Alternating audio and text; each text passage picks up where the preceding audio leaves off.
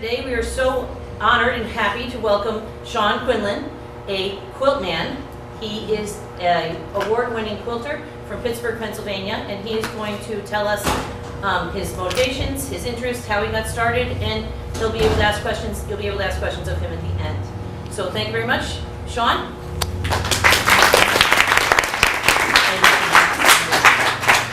Hi, thanks a lot for coming.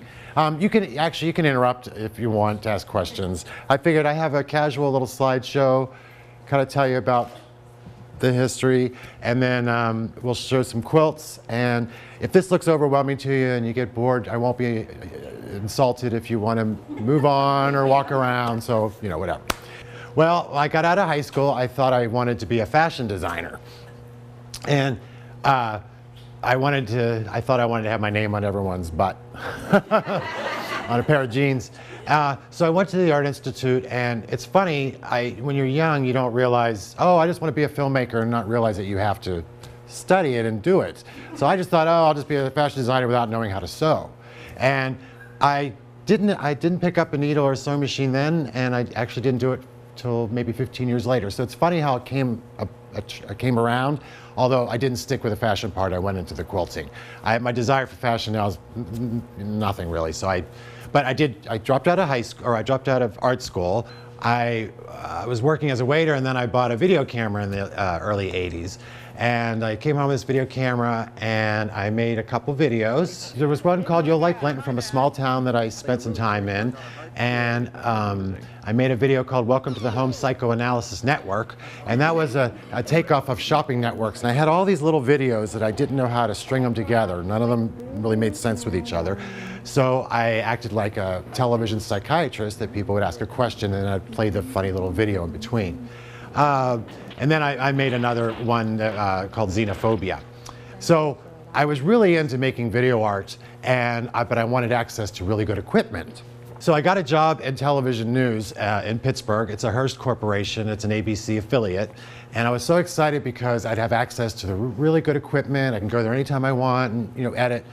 Well, that plan didn't really stay, because when you work all day long for someone else, you don't want to stay and work on your own stuff.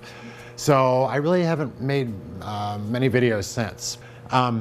So within that year after, I was at my father's house, and my stepmother bought this quilt in a thrift store, and she brought it home.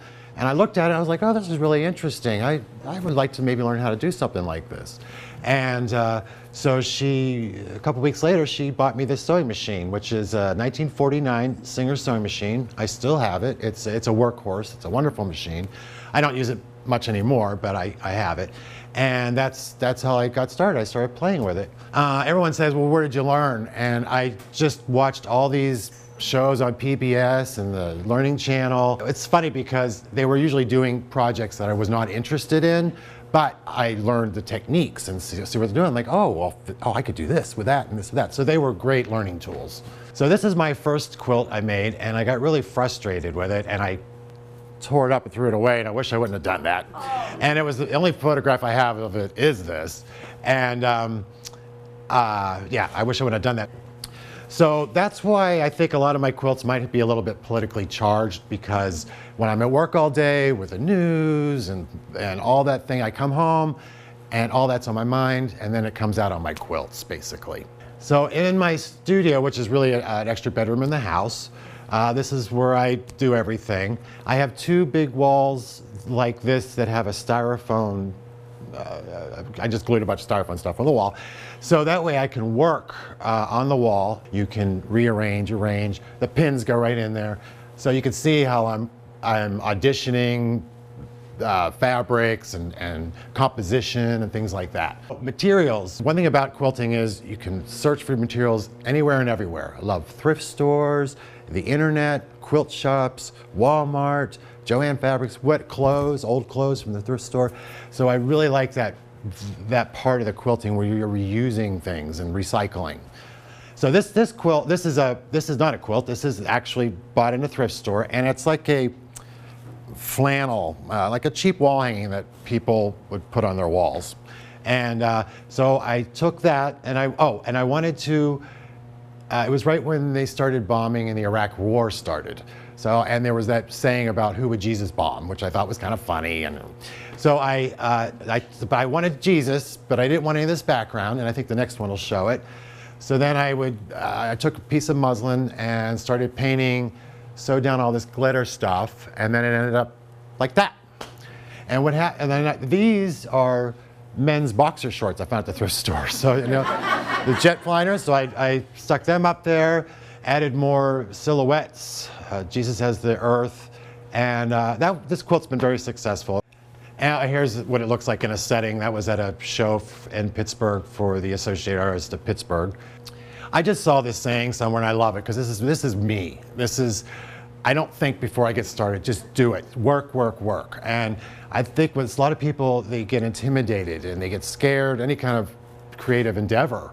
And I just say, just start, do it. Just start and do it. And if you do a little bit every day, it builds up and builds up, and then you could take all those little pieces that you worked on and you can build something out of it. Similar to editing, which I do at work. I edit video and you piece video together to make a story, and you're doing that with quilts in a way too. So I have some tools.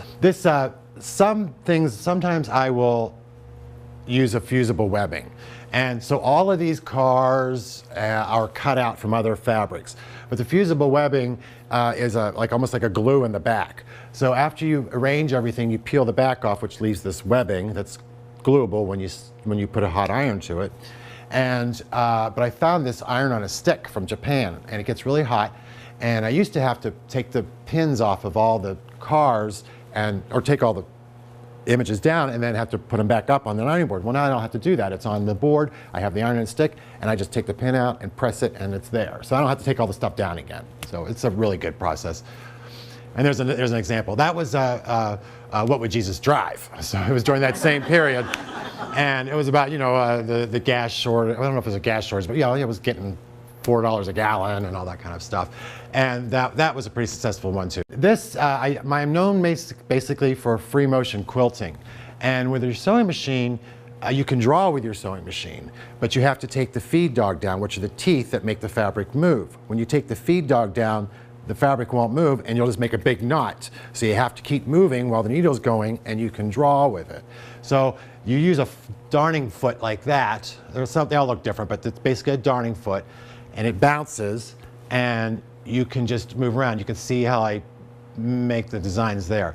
I also will sew down a big image like this, free motion. I'll just all the way around. You could do a zigzag, but then you have to stop, pivot, start. But when you're doing free motion, you can just keep going and keep going.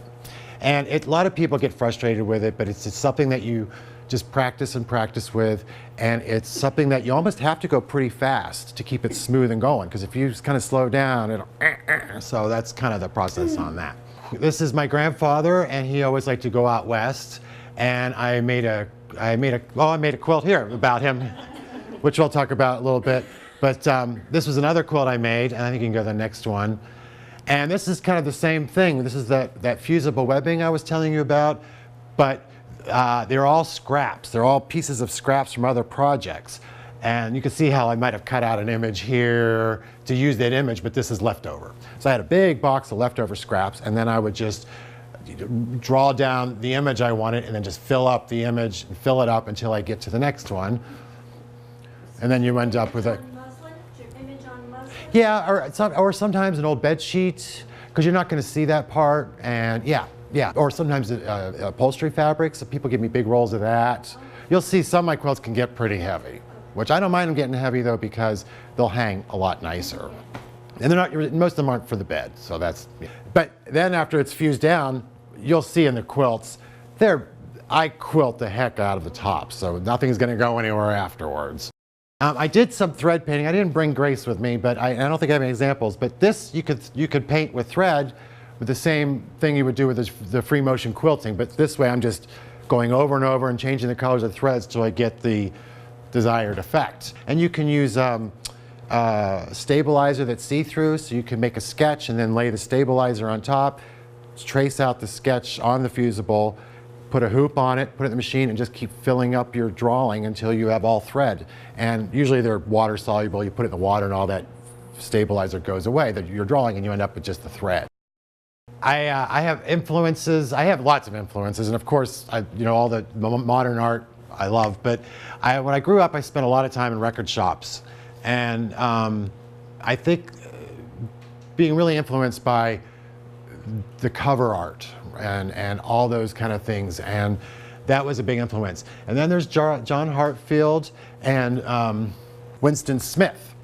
And these guys, I think the next one will show it, one of them. Okay, John Hartfield, this was during the Nazi period, and he made a magazine called Anti-Imperial Cell, and it was a workers' pictorial newspaper, propaganda with photo montage against Hitler.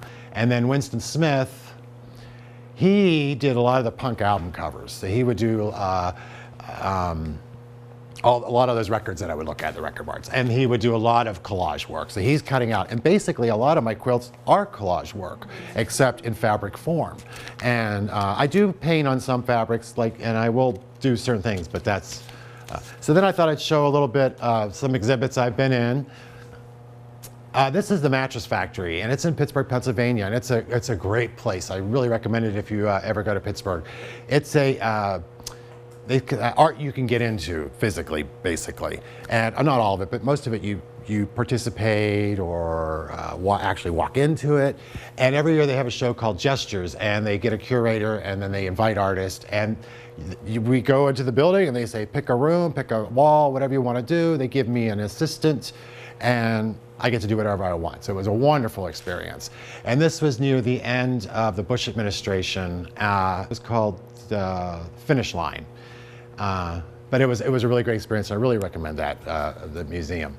I had a solo exhibition at the Pittsburgh Center for the Arts, and it was called Blanket Statement, and I thought that was a little cool play on words.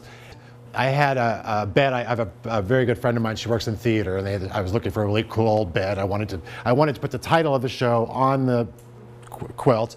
I had quilting friends pick a letter, and they all did a letter, and then I put it on there. There was a couple other rooms I was in, but it was a really nice experience. They were very accommodating. So I'm a member of the Associated Artists of Pittsburgh, which is the second oldest art association in Pittsburgh. I think Boston might have beat us. It's an amazing opportunity for local artists, because when Andrew Carnegie built the museum in Pittsburgh, he wanted to make sure that there was an annual once a year for the local art association. So there's not many cities that artists that live in that have an opportunity to be in an annual at a major museum. And so every year we have an annual, and they get a judge or whatever, and we take all of our work to this big building, and then come back the next day and it says in or out. And the Warhol Museum is also a Carnegie museum. And one year the Carnegie couldn't have it, so we had it at the Warhol, which was fine with me. And I mean, you tell people, I go anywhere in the world, I say, oh, I was at the Warhol Museum. They're like, oh, so that was that. But how many people have that opportunity in smaller sized cities? So, and the Associated Artists of Pittsburgh had, Andy Warhol was a member, Mary Cassatt was a member, Pearlstein. It's a pretty amazing roster we have. And so one year, and the Carnegie Museum of Art does a purchase award every year. And one year I walked in and they said, congratulations, and I got the purchase award, meaning that they bought it. And so the Carnegie Museum of Art owns one of my pieces. So that was I was not expecting that. The only mistake I did was I just finished this quilt, which is called Creepy Cake, and that's the second time the night that Bush got elected. But I just finished it, tried out, got in. I didn't even get a good photograph of it. Never thinking that would happen. And as soon as I walked in and they told me, I'm like, oh, what does that mean? When they said, it means you put it on top of your resume. But I wish I learned my lesson, never to always make sure I have a very good photograph of my work before I put it in a show, because you don't know, it's gone. Well, first of all, I did this for my own therapy, relaxation. I was not even thinking about all of this. And I did join a guild, a quilting guild. And at Pittsburgh, I think at the one we have a few different ones, but the one I was in had maybe 250 women and me. And they're all wonderful, except I can't remember everyone's name. They all remember me because I'm the guy. But so I joined the guild, and there was show and tell. And I walked in with 3 of my first little quilts, and of course they were like shaped like bowls. Everything was wrong about them, except I must have did something right with the design, because as soon as I went like this, they all just gravitated. And they all were very helpful in the saying, you need to try out for this, or there's a symposium, there's this. And then I would do the quilt shows, and I started getting awards, and I think that got me, oh, well, let's try this art association. And then you have to try out for the art association. And I didn't get in the first time, and then I did. So I kind of got the bug exhibiting just after regular quilt shows. You spend the weekend with gloves, you talk to people, you show your quilt, and it was a good experience. Were you reluctant or were you eager to show? I think I'm eager. I think it's exciting to share. I wasn't expecting it, but after I started, you don't work on all this. Well, because of the feedback I got, that made it very nice, and it was yeah. I do get excited if I'm really excited about a piece, and like, oh, let's see what happens when it, and the quilt world is wonderful. The people are wonderful. But when you show a piece in another art exhibit that maybe I'm the only quilt in it, it's really fun because they're all like, what is this? And they don't, and I usually stand out because of that. And I think that's being successful as an artist now, you really have to find your own niche. Try to stand out from others. There's some really great artists, and then there's some artists where I'm very observant when I'm in a show watching people, and if people are walking right by your work barely glancing, then you're doing something wrong, I think, unless you're just doing it for yourself. But for now, since I don't have to worry about a paycheck for this, I'm going to do what I want to do. In the process, Right. but I wanted to win. Right. No, the process is still first. The process is still first. And definitely. I'm not making them now thinking ahead. Maybe once in a while there might be an exhibit where it has a theme. And I will do something like there's maybe something about recycling, which I think I have a piece in here. And then I'll go, oh, I want to try out for that. I'll make something. Or some charity events, but when you start talking about commissions and people telling you what they want, I won't have fun. This is, so I'm just fortunate enough that people are interested in enough to look at it. And men, yes, and men quilters that teach do very, very well, because I don't know, guess women, we're a minority in that field. And they travel all over the world, they're quilt guilds all over the world, and they do very well. I think I would like doing a little bit of that, but I think I'd have to find kind of not a gimmick, but something that they could come in and make and show. Yeah, and so I'd have to figure that out. But I'm also afraid to do that too, because if you travel and do that all the time, you come home, you're going to want to make your own quilt. Oh, I'm also a member of the Fiber Arts Guild of Pittsburgh. That is the oldest fiber arts guild in the country. And we have Fiber Arts International every 2 years. And I finally got in after 25 years. It's pretty hard because there's a lot of people try out from all over the world, and they only pick a certain amount. So now there's Quilt National. As the people that don't know, Quilt National is kind of the cream of the crop of contemporary quilts. Exhibition that's every 2 years, and it's always in Athens, Ohio, and in this place called the Dairy Barn, which actually used to be a dairy barn, and now it's an arts center. And they just built a new wing onto it, so it's really getting big. And it stays at the Dairy Barn all summer long, and then a lot of times they'll travel around the country for another 2 years. And so when I started, and then a lot of people said, oh, you got to try out for this, and then I found out about Quilt National. That's kind of that is a big goal for a lot of quilt artists. They want to get in that show, and they get like 2,500, 3,000 entries, and they only pick 80. And I spent 20 years trying to get in, and I finally got in 2009. And it was during the Obama trying to run for president, and they were all ridiculing him for not having a flag pin on his lapel.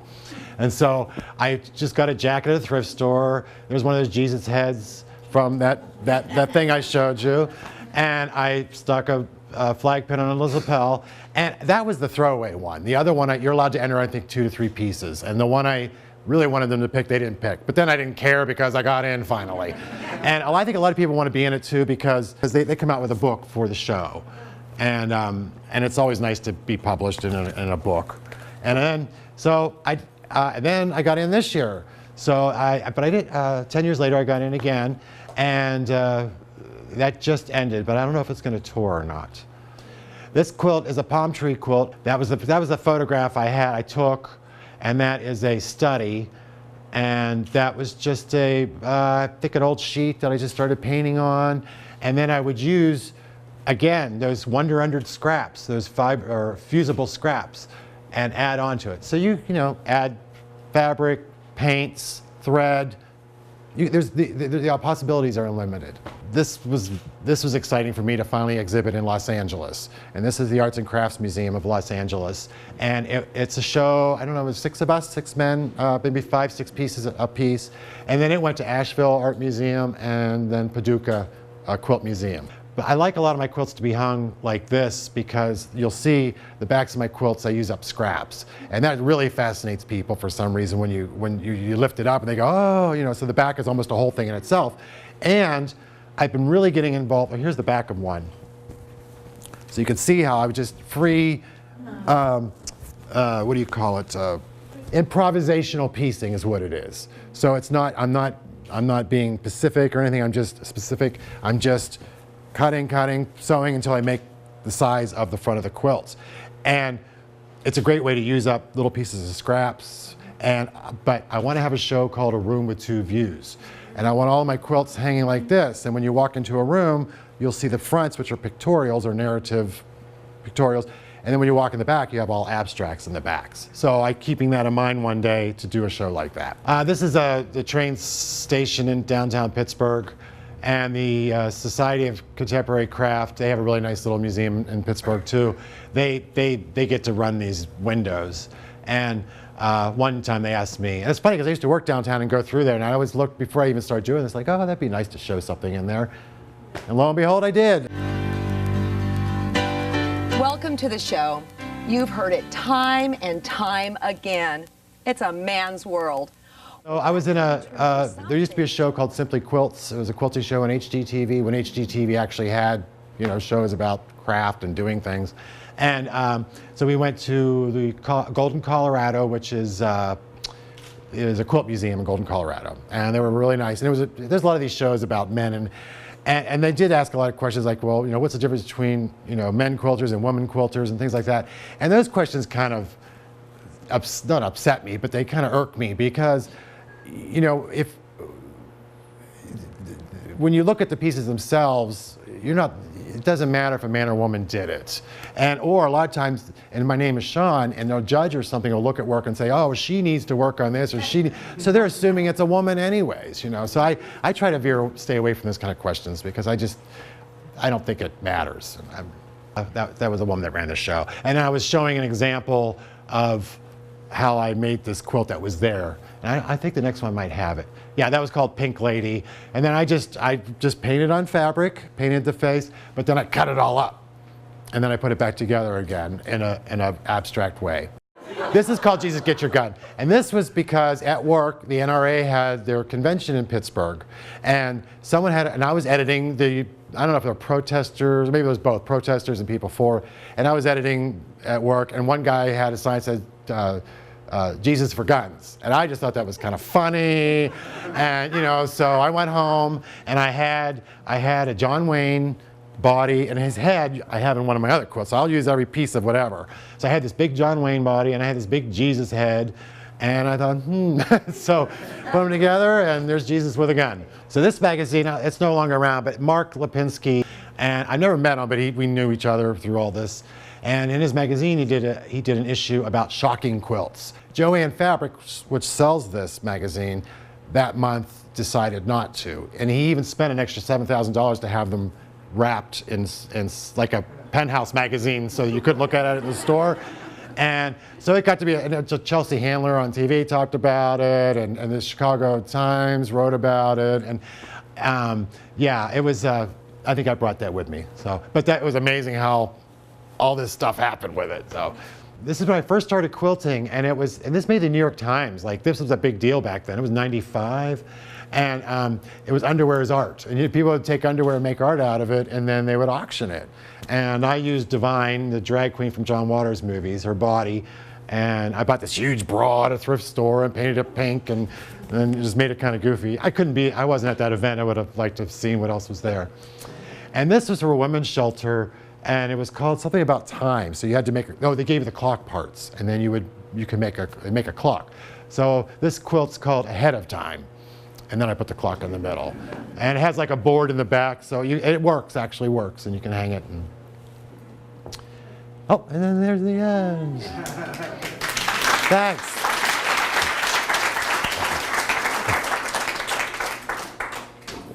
So I have a pal over here we can show you. If you really want to see more, we have more, or you can look afterwards. I don't want to like bore you. No. So, oh, okay. Well, we'll do my pal, and then if you want more, we'll do more. Oh, do you need him? Do you want Trinity will help you hold them if you want. Oh yeah, well, I think we got my cousins over here too. You sit back, relax. Oh yeah. Question. You sure? I hope